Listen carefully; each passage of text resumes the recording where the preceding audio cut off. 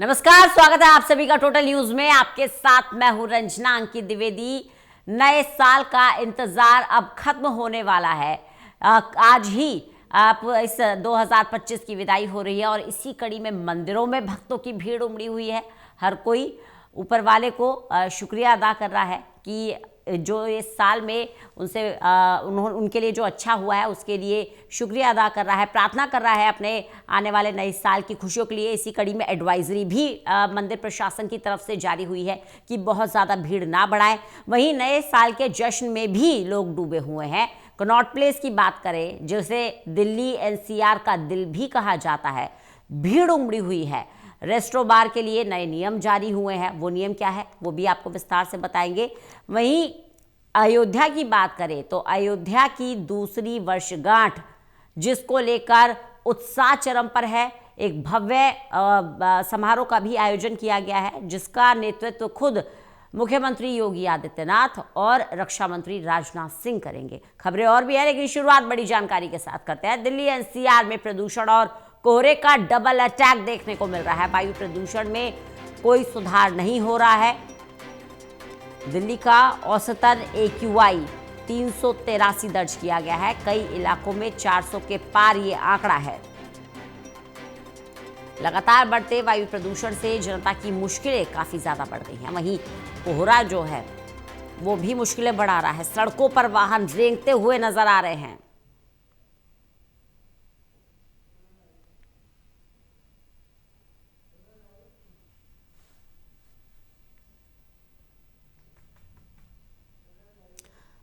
प्रणय शर्मा हमारे साथ, हमारे सहयोगी जुड़ गए हैं ज्यादा जानकारी के साथ। प्रणय, प्रदूषण और कोहरा, दो चुनौती दिल्ली एनसीआर के सामने, क्या ज्यादा जानकारी है आपके पास प्रदूषण के आंकड़ों को लेकर? बिल्कुल। देखिए रंजना, अगर हम आज की भी बात करें तो आज भी जो औसतन AQI है सुबह का, वो 383 बना हुआ है। वहीं अगर हम बाकी जो स्टेशन हैं उनकी बात करें तो वहां पर भी जो औसतन जो AQI है वो 400 के पार है। फिर चाहे वो आनंद विहार की बात हो, फिर इसके अलावा अशोक विहार की बात हो, आर्य नगर की बात हो, चांदनी चौक, इसके अलावा शूटिंग करनी रेंज, डॉक्टर करनी शूटिंग रेंज की बात हो, या फिर मंदिर मार्ग की बात हो, या फिर जवाहरलाल नेहरू स्टेडियम की बात हो, हर जगह जो AQI है रंजना वो 400 तक बना हुआ है। इससे आप अंदाजा लगा सकती हैं कि फिलहाल प्रदूषण से राहत जो हम लगातार रोजाना इस पर चर्चा कर रहे हैं कि वो मिलती हुई फिलहाल नजर नहीं आ रही है। इसके अलावा हम ये भी देख रहे हैं कि क्योंकि जो तापमान है उसमें भी गिरावट देखने को मिल रही है, और दिल्ली में जो कोहरा है वो आज बढ़ता हुआ नजर आया है। तो एक तरफ कोहरा है, दूसरी तरफ प्रदूषण है रंजना।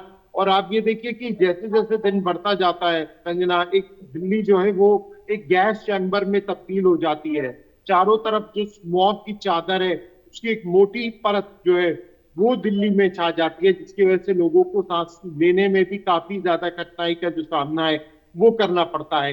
ये जो समस्या है वो सुबह से शुरू होती है और देर शाम तक जारी रहती है। यही कारण है कि जो एक्सपर्ट्स हैं वो भी ये सलाह देते हैं कि जो चाहे सीनियर सिटीजन हो या फिर बच्चे हों, वो घरों में ही रहें, घर से बाहर ना निकलें, क्योंकि जो स्थिति है उसमें सुधार नहीं है। प्रदूषण काफी अधिक है, स्मॉग लगातार बरकरार है।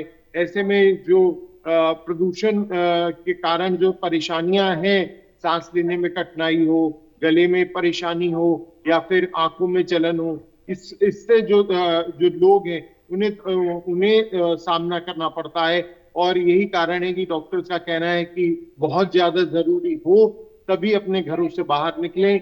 और खास तौर से बड़े बुजुर्ग लोगों की बात हो या फिर बच्चे लोगों की बात हो, उन्हें तो सख्त हिदायत दी गई है कि वो अपने घरों में ही रहे। अभी अगर हम बात करें, एक्सपर्ट्स की बात करें रंजना, तो उनका भी ये कहना है कि फिलहाल कोई बड़ा बदलाव होता हुआ नजर नहीं आ रहा है, क्योंकि ये जो दिल्ली जो इस गैस चैम्बर में तब्दील हुई है, हवा की गति बहुत ज्यादा कम है, जिसके कारण प्रदूषण में भी गिरावट का असर नहीं देखने को मिल रहा है। अगर हवा की गति होती तो निश्चित तौर पर काफी असर उसका देखने को मिलता, लेकिन ना ही हवा में गति है और ना ही बारिश के कोई फिलहाल आसार बनते हुए नजर आ रहे हैं। जिसके कारण जो एयर क्वालिटी इंडेक्स है वो चाहे 383 की बात करें, कल 390 के पार था, और उससे एक दिन पहले 400 पहुंचा हुआ था।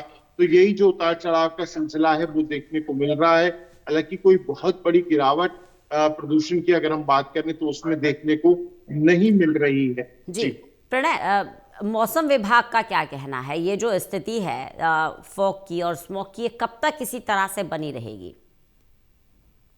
देखिए रंजना, जैसे मैंने अभी बताया कि दो फैक्टर्स बहुत ज्यादा महत्वपूर्ण हैं। पहला फैक्टर ये कि हवा की गति में तेजी हो। अगर हवा तेज चल रही होंगी तो काफी उसका असर देखने को मिलता है, क्योंकि वो हवा अपने साथ इस प्रदूषण को कम करने में एक महत्वपूर्ण भूमिका निभाती है। जो प्रदूषण की ये चादर है वो चारों तरफ फैली हुई है। अगर हवा तेज चलती है तो उसके कण जो है वो कम होते हैं, और जो आसमान है वो साफ होता है। दूसरी स्थिति है कि बारिश हो। बारिश के कारण भी काफी असर जो है वो मौसम पर पड़ता है।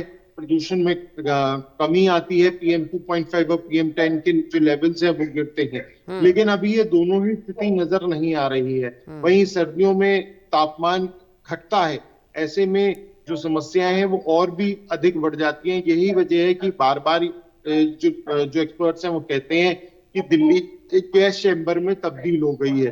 तो उसकी वजह यही है कि ना ही हवा चलती है और ना ही बारिश होती है। उसकी वजह से एकदम घोटू जो टर्म दिया गया है वो स्थिति राजधानी दिल्ली में तब्दील हो जाती है। चलिए, बहुत बहुत शुक्रिया प्रणय हमारे साथ जुड़ने के लिए इस